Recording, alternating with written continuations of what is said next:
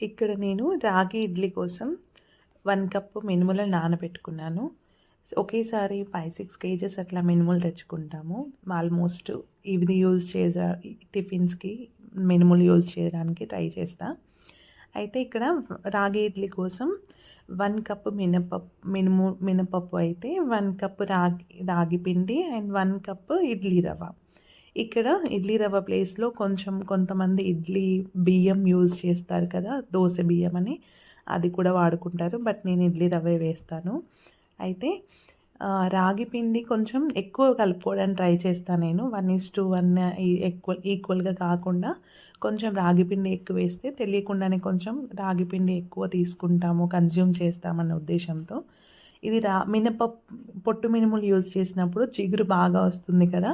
కొంచెం లైక్ ఇడ్లీ పిండి ఎక్కువైనా సరే ప్రాబ్లమ్ ఉండదు. నేను వింటర్‌లో అయితే కొంచెం మనకి ఫర్మెంట్ అవ్వదు, కానీ సమ్మర్‌లో అయితే కొంచెం అటు ఇటుగా మెజర్మెంట్స్‌లో డిఫరెన్స్ ఉన్నా కానీ ప్రాబ్లమ్ ఉండదు. అయితే ఇక్కడ 1:1 ట్రై చేయండి. ఇప్పుడు ఇంకోసారి మీకు దాని టెక్నిక్ అర్థమైనప్పుడు ఏవి పెంచాలి, ఏవి తగ్గించాలనేది మనకి దాన్ని బట్టి చూసుకోవచ్చు.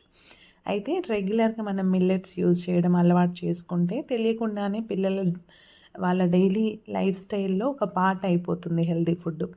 వాళ్ళు ఒక ప్రాబ్లమ్ ఫేస్ చేసి అప్పుడు ఫుడ్ డైట్ చేంజ్ చేసుకోవడం కష్టమవుతుంది కదా!